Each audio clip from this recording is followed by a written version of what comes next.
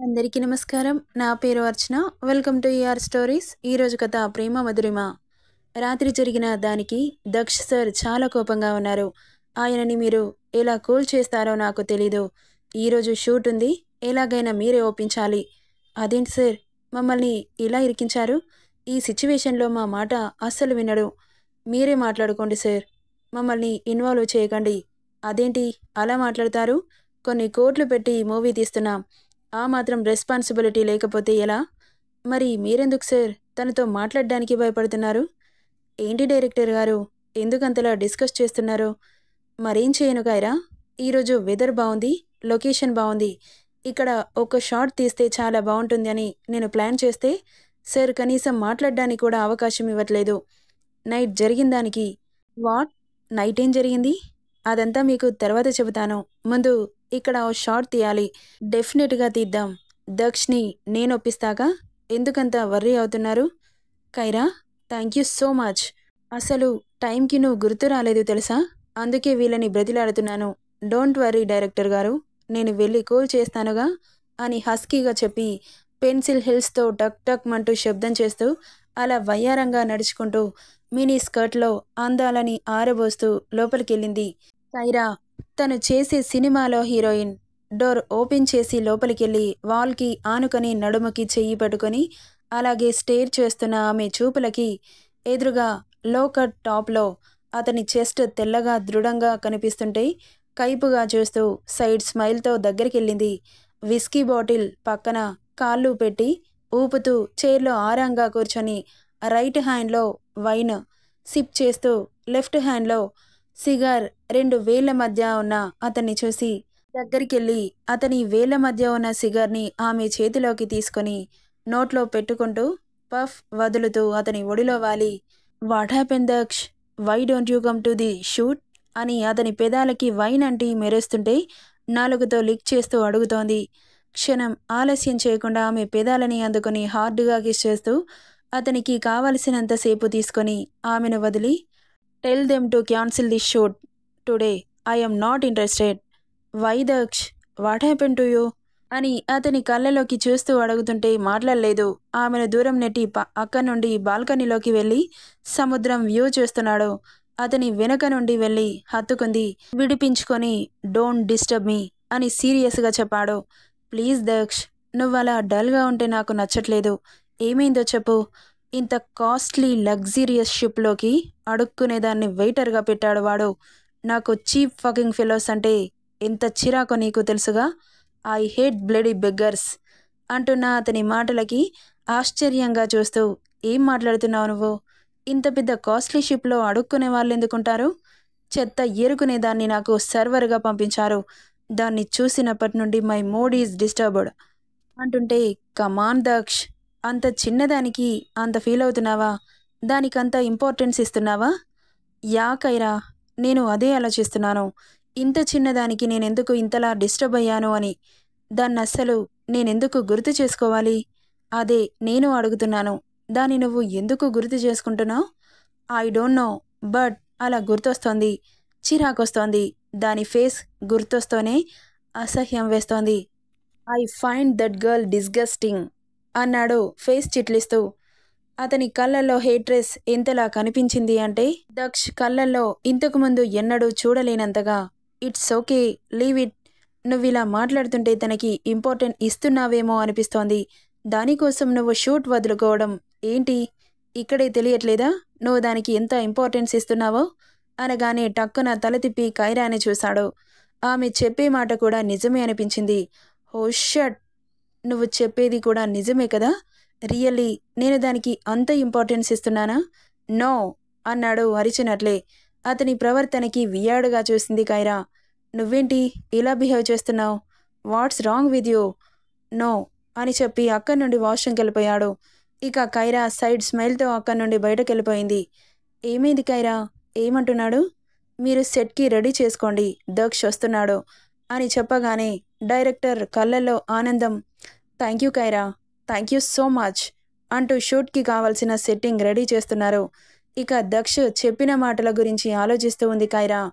ఇక్కడ అంత cheap fucking fellows ఎవరున్నారు? అసలు దాన్ని ఎవరు పంపించారు? అసలది ఎక్కడుంది అని ఎవరికో కాల్ చేసి కనుక్కుంది ఖైరా.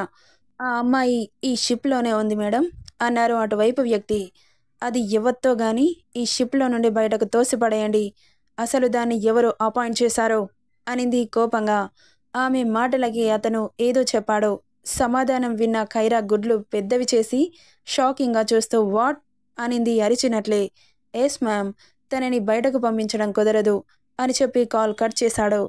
హో షట్, యూ బ్లడీ లో క్లాస్ గర్ల్, నీకోసం ఇంత టైం వేస్ట్ చేసుకొని ఇంతలా ఆలోచించడం అవసరమా?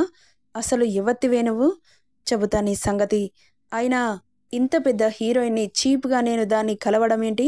బట్ దాన్ని తనంతట తానుగా దక్ష్ నుండి పారిపోవాలి అంటే ఇదొక్కటే దారి. దాన్ని కలవక తప్పదు. ఈ షూట్ అయిపోతే ఫ్రీ అవుతాను, అప్పుడు చెబుతా దీని సంగతి అనుకుంటూ వెళ్ళింది. అంతలో 6.3 feets cutout, black colour shirt, ash colour formal లుక్లో, కళ్ళకి షర్ట్స్, సిల్కీ హెయిర్ గాలికి రెపరెపలాడుతుంటే ముట్టుకుంటే మాసిపోతాడేమో అన్నంత పాలెలాంటి రంగు ఉన్న మేనిఛాయ, మస్క్యులర్ బాడీ, షర్ట్ బటన్స్ పెట్టుకోకపోవడం వల్ల అతడి దృఢమైన ఛాతీ తెల్లగా కనిపిస్తోంది. యాటిట్యూడ్ వాక్తో లెఫ్ట్ హ్యాండ్ పాకెట్లో 2 ఫింగర్స్ పెట్టుకొని అలా స్టైల్గా నడుచుకుంటూ వస్తున్న హీరోని గుడ్లు కదపకుండా చూస్తున్న ఖైరా సైడ్ స్మైల్తో దగ్గరికి వెళ్తుండగా మేకప్ మ్యాన్ ఆమె దగ్గరికి వచ్చి మేకప్ వేస్తూ ఆమెను చైర్లో కూర్చోబెట్టారు. దక్ష్ ఇంకొక వైపును కూర్చొని అతనికి కూడా మేకప్ వేస్తుంటే కన్నార్పకుండా చూస్తోంది ఖైరా. షాట్కి అంతా రెడీ, కమాన్ అంటూ పిలుస్తుంటే షూట్ స్టార్ట్ చేశారు. పరిగెత్తుకుంటూ వచ్చి ఆమెను ఎత్తుకొని గిరగిరా తిప్పాలి సాంగ్లో ఒక భాగం. ఇక అక్కడ వాళ్ళు అనుకున్నది 5 టేక్లలో పూర్తవడంతో రిలాక్స్ అయ్యారిద్దరు.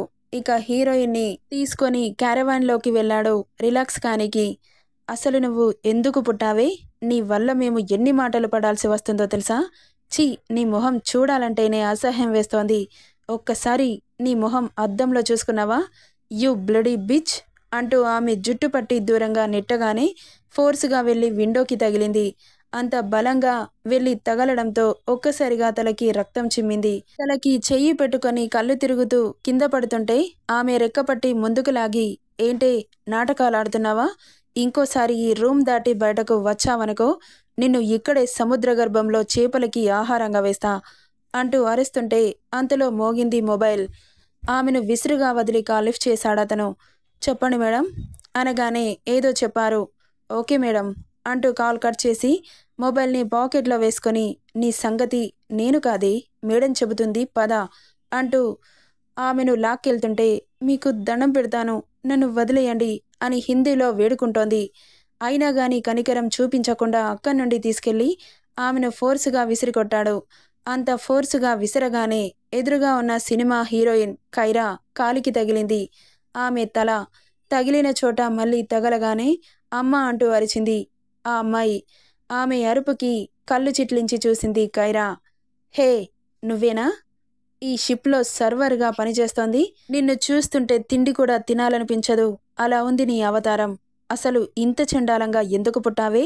మా ప్రాణాలు తీయడానికా? కనీసం బట్టలైనా సరిగ్గా వేసుకోవచ్చుగా అంటూ ఆమె హిల్ని ఆమె చుబుకం కింద పెట్టి ఫేస్ని పైకి లేపుతూ, నీ స్థాయి ఏంటో చూసుకొని నువ్వు మా కంటికి కనిపించాలి. అంత పెద్ద హీరోకి సర్వ్ చేయడానికి అసలు ఈ షిప్లో మనుషులు లేనట్లు నువ్వెందుకు వెళ్ళాలి? వాళ్లకు బుద్ధి లేదు, వెళ్ళమన్నారు. నీ లెవెల్ ఏంటో నీకు తెలుసు కదా. వాళ్ళు వెళ్ళమన్నా కానీ నువ్వు వెళ్ళకూడదు. నిన్ను నువ్వు అసలు అద్దంలో చూసుకున్నావా? యూ లుక్ డిస్గస్టింగ్ అని ఫేస్ చిట్లించి కాలితో ఆమెను ఫోర్స్గా నెట్టి, ఇంకొకసారి నీ గాలి కూడా మా వైపు సోకకూడదు, గో టు హెల్ అని అరిచింది. ఆమెను ముట్టుకోవడం కూడా ఇష్టం లేక ఆమెకు తాకిన హిల్ని కాలితో తీసి ఆ చెప్పులని సముద్రంలోకి విసిరికొట్టింది ఖైరా. ఆ అమ్మ ఏడుస్తూ అక్కడి నుండి వెళ్ళిపోయింది. ఈ ఫ్లోర్ మొత్తం నీట్గా క్లీన్ చేయించు, దాన్ని గాలిలో ఉన్న ఒక్క రేణువు కూడా మాకు తగలడానికి వీల్లేదు అని సీరియస్గా చెప్పి ఫ్రెష్ అవ్వడానికి లోపలికెళ్ళింది. రూమ్కి వచ్చిన ఆ అమ్మాయి ఏడుస్తూ అక్కడే కూలబడిపోయింది.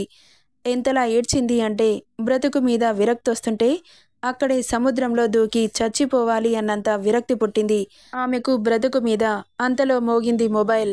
కన్నీటిని తుడుస్తూ లిఫ్ట్ చేసింది. హలో అంది ఏడుపు గొంతుతో. నన్ను క్షమించు దక్షిత, పర్వాలేదండి. మీరు నన్ను క్షమించమని అడగడం ఏంటి? మీరు గొప్పోళ్ళు. నా కోసం నువ్వు చాలా మాటలు పడుతున్నావు అన్నాడతను. ఏం పర్లేదండి అనింది. నేను అందుకే చెప్పాను. నీ బట్టలని చూసి నీకు విలువిస్తారు. అందుకే నీకు మేకప్ వేయడానికి అమ్మాయిని అపాయింట్ చేస్తా అన్నది. కానీ నువ్వు దానికి ఒప్పుకోలేదు. ఇప్పటికైనా మించిపోయింది లేదు. నువ్విలా మాటలు పడే కంటే నీ రూమ్‌లోకి ఒక అమ్మాయి వస్తుంది. మేకప్ వేస్తుంది. బట్టలిస్తుంది. వేసుకొని షిప్ మొత్తం తిరిగేసేయ్. నిన్ను ఎవరు ఏమనరు. వద్దండి. పరుల సొమ్ము పాపం వంటిది. నేను పని చేస్తే నాకు డబ్బులివ్వండి. అంతేగాని ఇలా పని చేయకుండా నా కోసం డబ్బులు ఖర్చు చేస్తానంటే నాకు నచ్చదు. ఎన్ని అవమానాలైనా భరిస్తాను కానీ నా సెల్ఫ్ రెస్పెక్ట్‌ని మాత్రం చంపుకోను అంటుంటే ఆమె క్యారెక్టర్ అతనికి చాలా బాగా నచ్చింది. నువ్విలా మాట్లాడితే ఫ్యూచర్‌లో ఇంకా కష్టాలు ఎదుర్కోవాల్సి ఉంటుంది తల్లి. పర్వాలేదండి. నాకలవాటే. నా వల్ల కొన్ని ప్రాణాలు నిలబడతాయంటే ఎన్ని అవమానాలైనా భరిస్తాను కానీ నాకొకటి అర్థం కాదు. మీరు ఏమనుకోకపోతే మిమ్మల్ని ఒకటి అడుగుతానండి అని అడగబోతుంటే ఆగమ్మా. నువ్వేం అడుగుతావో నాకు తెలుసు కానీ నీ ప్రశ్నకి నా దగ్గర సమాధానం లేదు. ఉన్నా నేను చెప్పను. అది నీకే అర్థమవుతుంది ఫ్యూచర్‌లో. ఉంటాను తల్లి. జాగ్రత్త అని మాత్రమే చెప్పగలను. నీ బాధని చూడలేనందుకు నన్ను క్షమించు తల్లి. పర్వాలేదండి. ఇలా ఉంటుందని మీరు ముందే చెప్పారుగా. సరే, నువ్వు మాత్రం జాగ్రత్తగా ఉండు. వాడి సంగతి నేను చెబుతాను. వాడేం చేసినా నువ్వే వాడికి ఫుడ్ సర్వ్ చేయాలి. నిన్ను ఏమనకుండా చూసుకునే బాధ్యత నాది. నువ్వు వాడికి ఎదురు వెళ్ళకపోతే వాడి దగ్గర నువ్వు ఎలా పని చేస్తావు? వాడికి అలవాటు కావాలి అంటే ఖచ్చితంగా నువ్వు వాడికి కనబడాల్సిందే. వాడి షూటింగ్ అయిపోయినట్లుంది. వాడికి జ్యూస్ తీసుకెళ్ళమ్మా అనగానే ఇప్పుడా అనింది భయంగా. ఇంతకు ముందు జరిగిన కోటింగ్ గుర్తొచ్చి, అదేంటమ్మా అలా భయపడుతున్నావు? నిన్నెవరైనా ఏదైనా అంటున్నారా? ఏమనట్లేదండి. సరే తీసుకెళ్తాను. మీరు నిశ్చింతగా ఉండండి అని చెప్పి వెంటనే కాల్ కట్ చేసింది. ఎక్కువ మాట్లాడితే తన మీద జాలితో పని మానేయమంటాడేమో అని భయమేసి కాల్ చేసింది ఎవరు? తనని ఎందుకు వర్క్ చేయమంటున్నాడు? అసలు అతనికి ఆమెకి ఇతనికి ఏంటి సంబంధం? గెస్ చేసి చెప్పండి. స్టోరీ మీకు ఆల్మోస్ట్ అర్థమైనట్లే. హహా! శాడిజం మొదలు శాడిజంలో ఇదొక వేరియేషన్. మీరు మాత్రం అన్నింటికీ రెడీగా ఉండాలి సుమీ. నెక్స్ట్ పార్ట్‌లో ఏం జరుగుతుందో చూద్దాం. Thank you for listening.